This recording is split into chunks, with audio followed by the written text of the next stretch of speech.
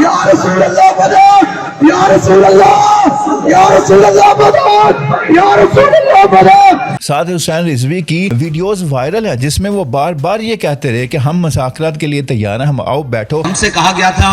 کہ آپ رکے مذاکرات کرتے ہیں، تقریباً ہمیں 30 گھنٹے سے اوپر ہو گئے، 32 گھنٹے ہم یہاں بیٹھے ہوئے ہیں مذاکرات کے لیے، لیکن مذاکرات نہیں کیے جا رہے۔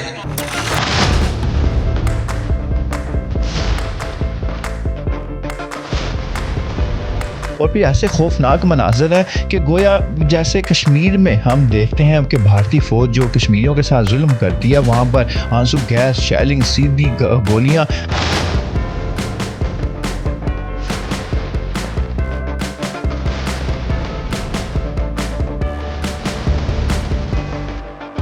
ہم شہید کس کو کہیں؟ شہید ہم پولیس والوں کو کہیں یا جو یہ دوسرے پاکستانی؟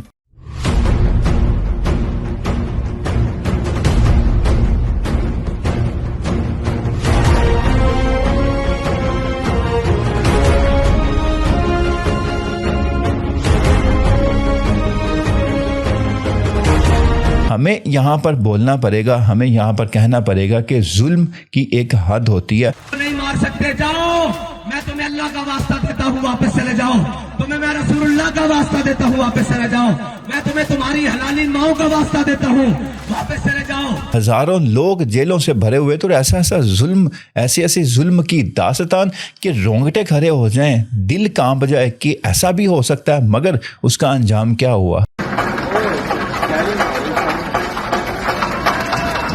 بسم اللہ الرحمن الرحیم، السلام علیکم ناظرین۔ آج مریدکے میں جو آج ظلم و ستم کا آج ایک نیا باب کھلا ہے اور ایک نیا باب رقم کیا گیا ہے، وہ پاکستان کی تاریخ میں شاید ہی پہلے کہیں دیکھا گیا ہو، کیونکہ پہلے پی ٹی آئی کے ساتھ جو رویہ جو وہ کہتے رہے کہ ہم پر گولیاں چلائی گئیں 26 نومبر، اور وہ آج تک وہ اس چیز کے اوپر ہیں کہ ہم پر گولیاں چلائی گئی، مگر تب شاید پاکستانی قوم کو اتنا یقین نہ آیا۔ مگر اب جو مناظر سامنے آئے ہیں، جو وہاں پر آگ لگی ہے، گاڑیاں تباہ ہیں، لوگ وہاں پر زخموں سے تڑپ رہے ہیں، جو وہاں پر شہید ہیں، جو وہاں پر لاشیں پڑی ہیں، اور جو منظر کشی وہاں کی ہے وہ کسی ایسے علاقے سے نہیں کم نہیں ہے جہاں پر بمباری کی گئی ہو، جہاں ظلم و بربریت کی انتہا کی گئی ہو۔ ناظرین، یہاں پر دو موقف تھے پاکستانی قوم کے۔ وہ ایک تھا کہ وہ یہ کہتے تھے کہ تحریک لبائی پاکستان کو فلسطین کا یہ مارچ نہیں کرنا چاہیے تھا، اور دوسرا موقف یہ تھا کہ چلو ان کو اگر وہ کرتے ہیں تو احتجاج کا حق سب کو ہے، پروٹیسٹ پوری دنیا میں ہوتے ہیں تو ان کو بھی کرنے دو، اس میں حرج کیا ہے۔ اب حکومت پاکستان نے پہلے ان کو کہا تھا کہ اجازت نہیں ہے، آپ کو یہ پروٹیسٹ کرنے کی اجازت نہیں ہے۔ اب حکومت نے اجازت نہ دی، اس کے باوجود بھی تحریک لبیک پاکستان نے اپنے مارچ کا اعلان کیا اور پھر اس کے لیے عوام کو اکٹھا کرنا شروع کر دیا، تو حکومت پنجاب نے اس کے خلاف ایکشن لیا۔ اب یہاں پر بات پھر وہی آتی ہے کہ اگر ہم تحریک لبیک پاکستان کا ماضی دیکھیں خادم حسین رضوی سے لے کر سعد حسین رضوی تک، اگر ہم یہ ان کی تاریخ دیکھیں تو جب بھی ان کے مارچ نکلے ہیں، جب بھی انہوں نے کوئی مارچ نکالا ہے، وہ چاہے گستاخ رسول پر ہو، وہ تحفظ ختم نبوت ہو، وہ یا رسول اللہ مارچ ہو، کوئی بھی مارچ ہو، وہ کسی دنگے فساد سے مطلب کہ خالی نہیں تھا۔ جب بھی یہ گھروں سے نکلے ہیں، جب بھی یہ اپنے مرکز سے نکلے ہیں، اسلام آباد گئے ہیں، جہاں بھی گئے ہیں، ان کا مارچ کوئی بھی ہو وہ دنگے فساد سے خالی نہیں ہوتا۔ تو اس لیے جو یہ لوگ کہتے ہیں کہ حکومت پاکستان کو اجازت دینی چاہیے، اب وہ مگر حکومت نے اجازت نہیں دی۔ اب میں یہاں پر یورپ کی ایک ایگزامپل دیتا ہوں کہ اگر وہاں پر مارچ ہوتے ہیں تو وہ باقاعدہ پہلے اجازت لی جاتی ہے، اجازت لینے کے بعد پھر وہ محدود ہوتے ہیں کہ اس روڈ سے آپ نے گزرنا ہے، یہاں سے لیفٹ رائٹ آپ نہیں ہو سکتے، وہ پھر ان کو بھی بتایا کہ ہم نے یہاں کی اجازت لیا، یہیں سے ہم نے مارچ کر کے احتجاج کر کے اپنا احتجاج ریکارڈ کروا کے ہم نے واپس گھروں کو چلے جانا ہے، کوئی توڑ پھوڑ نہیں ہوتی۔ ہاں جہاں پر اگر کوئی غلط قانون کو ہاتھ لینے کی کوشش کرتا ہے تو لاٹھی چارج اور یہ ڈنڈے وہاں بھی برسائے جاتے ہیں، مگر یہاں پر جو ظلم ہوا ہے حکومت پاکستان نے، لبیک نے بے شک بنا اجازت کے مارچ نکالا، بے شک بنا اجازت کے مارچ نکالا، بے شک انہوں نے قانون ہاتھ میں لینے کی کوشش کی، مگر یہ میں کسی موقف کو نہیں کہوں گا کہ فلاں نے کہا کہ فلاں کا موقف یہ ہے، فلاں کا، میں صرف ایک بات یہ کہوں گا کہ ہم مسلمان ہیں، یہ اسلامی ریاست ہے، ہم اسلامی جمہوریہ پاکستان میں رہتے ہیں، برائے نام جو اسلام کا ہم نے ساتھ اسلام لگایا ہوا ہے، نام کے ساتھ اسلام لگایا، اگر ہم اس کے مطابق ہی دیکھیں تو کسی ریاست کو بھی، کسی فرد کو بھی، کسی بادشاہ کو بھی، کسی بڑے سے بڑے شخص کو بھی یہ اجازت نہیں کہ وہ کسی نہتے مسلمان کو یا کسی نہتے کافر کو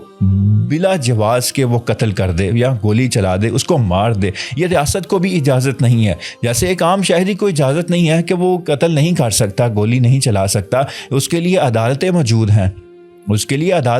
ہیں، عدالتوں میں فیصلہ جو بھی ہے وہ قبول کرنا پڑتا۔ اب یہ فیصلہ عدالتوں کا ہے، اب یہ عدالتوں کا فیصلہ ہے، عدالتوں میں جو فیصلہ ہے اس کو آپ کو قبول کرنا چاہیے۔ اب اگر خود آپ قانون سے بالا ہو کر کام کریں، لوگوں پر سیدھے گولیاں برسائیں، اور یہ جو قتل ہے یہ کس کے ذمہ ہے؟ یہ وہی حکمران ہے۔ کل کو اس قتل کے بارے میں پوچھا جائے گا، جو قاتل کی سزا ہوتی ہے وہی سزا ان کی ہوگی، کیونکہ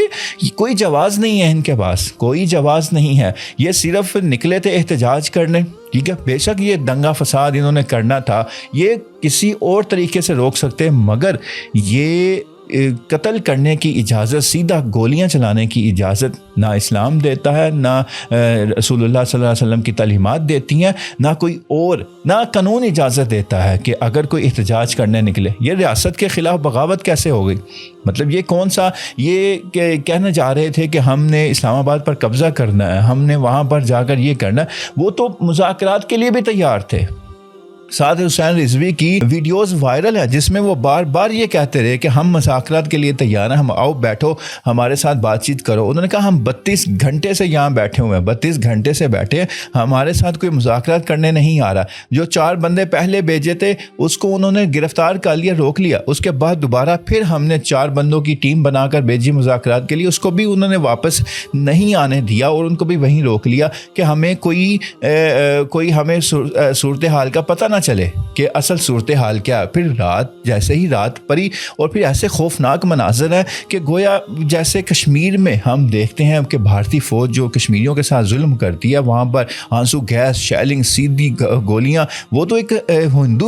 ہندو آرمی ہے، وہ مسلمانوں کے ساتھ ایسا سلوک کر سکتی ہے، مگر ایک مسلمان ملک میں ایک مسلمان فوج ایک مسلمان دوسرے مسلمان پر کیسے سیدھا فائر کھول سکتا ہے؟ کیسے یہ اتنی ہلاکتیں ہو سکتی ہیں؟ دونوں سائیڈوں سے اگر چیز ہو، ہم شہید کس کو کہیں؟ شہید ہم پولیس والوں کو کہیں یا جو یہ دوسرے پاکستانی، بے شک لبیک والے تھے یا جو بھی تھے، یہ پاکستانی تھے۔ اب دیکھیں کہ یورپ میں سب سے زیادہ جو حمایت ہے وہ اسرائیل کی یورپ میں کی جاتی ہے، ٹھیک ہے،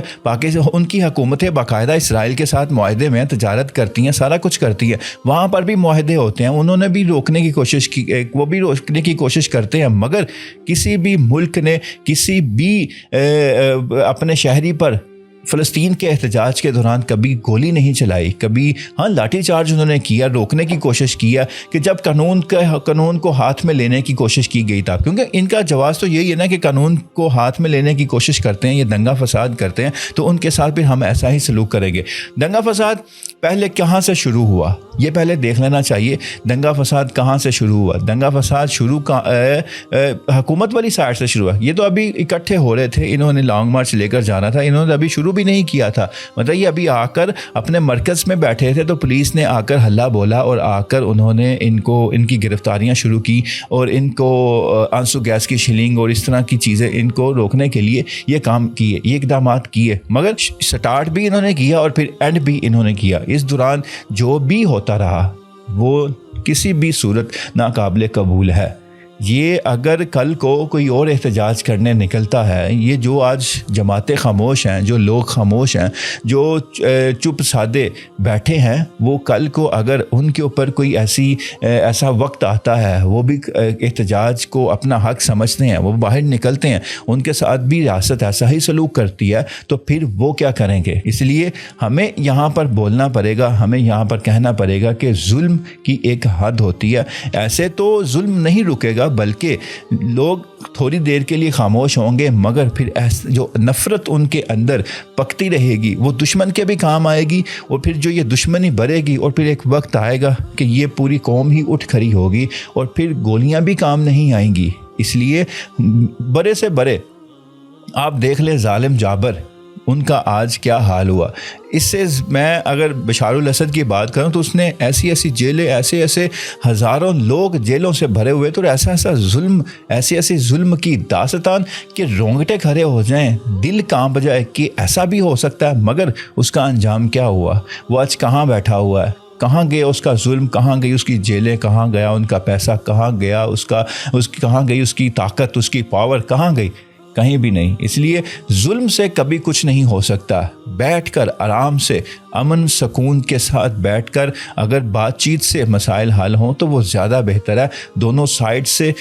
امن ہو، پاکستانی عوام کو اعتماد میں لیا جانا چاہیے، اعتماد میں لیں، اور یہ اعتماد بحال ہوگا ہی تو یہ ریاست بچے گی۔